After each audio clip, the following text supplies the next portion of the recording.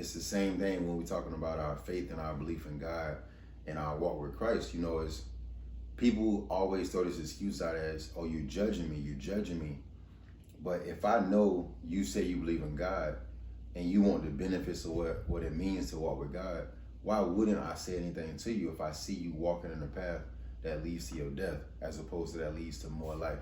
Why wouldn't I say anything that if you're not walking in a way that brings you closer to God, why wouldn't I say anything to you? Like if I say I love you, if I say I believe in this, especially if I believe in it and I'm experiencing these things with God, why would I want to keep this to myself and watch you walk the wrong way and watch you tell other people to walk the wrong way or influence other people? That's not judgmental. Whenever somebody who, walking with God or, claiming to be a Christian, whenever they offer advice or they offer insight or tell somebody like, hey, look, you're doing something that's going to lead you to hell or you're doing something that ain't right according to God, there's always this ideal belief that you judging me or that's judgmental, or I hear people even say like, that's why I don't go to church or that's why I don't worship God, because of how Christians, they judge everybody and they make everybody uncomfortable. There's some truth to that, but where do we draw the line between judgment and correction?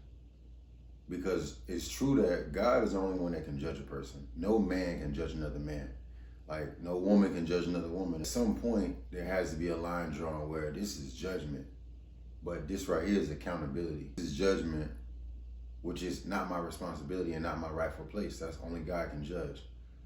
But judgment between correction, where I can honestly, respectfully offer you some correction and let you know like you're going the wrong direction, or you're doing something that's gonna lead you to something that you ain't ready for, that you don't want, or it's gonna lead you to death. Let's just call it what it is. Call it what it is. One, rightfully so, only God has that place to do.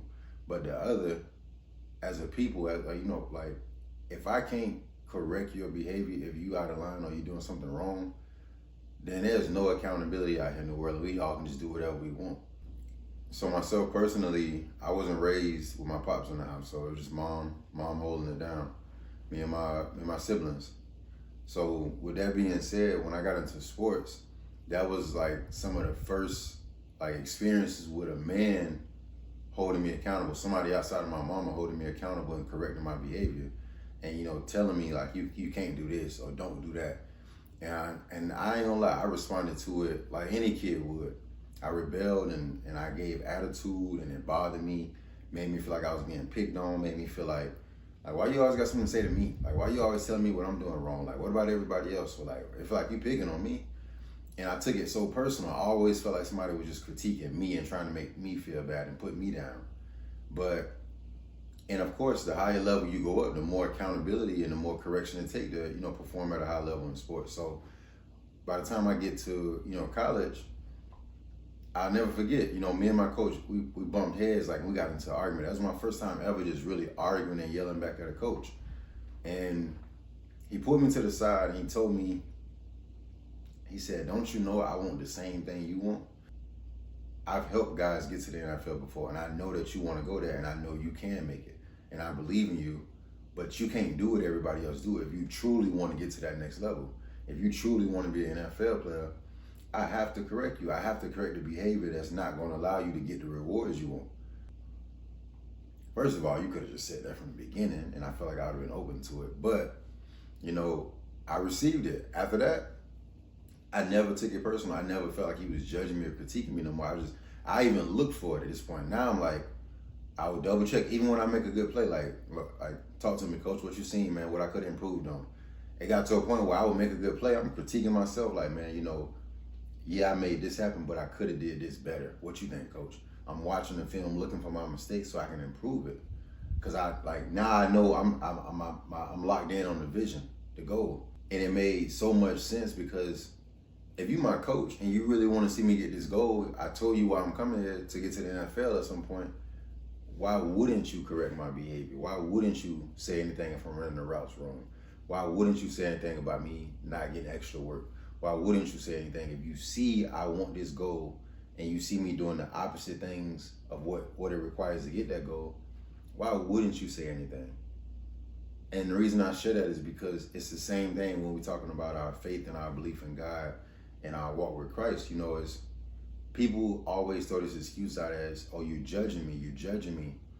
But if I know you say you believe in God and you want the benefits of what it means to walk with God, why wouldn't I say anything to you if I see you walking in a path that leads to your death as opposed to that leads to more life? Why wouldn't I say anything that if you're not walking in a way that brings you closer to God, why wouldn't I say anything to you? Like if I say I love you, if I say I believe in this, especially if I believe in it and I'm experiencing these things with God, why would I want to keep this to myself and watch you walk the wrong way and watch you tell other people to walk the wrong way or influence other people? That's not judgmental.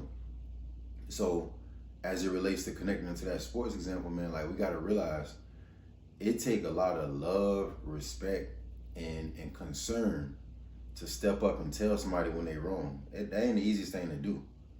But it's always coming from a good place because the people who really care about you, man, they gonna correct you. They gonna speak up when you out of line. People who really don't care and don't care where you're going or where your life leads to, man, they ain't gonna say a word. And we all have experienced relationships or friendships like that where, man, them people watch me sit there and make a fool of myself or go and do things the wrong way and ain't give me no advice, no help, ain't give me no insight on how to improve it. So be mindful of when somebody say something to you, it took just like, it was hard for them to come up to you and offer something to correct you. Like that ain't easy. So you gotta appreciate the fact that they even was willing to say something to you, whereas other people just letting you go and do it the wrong way.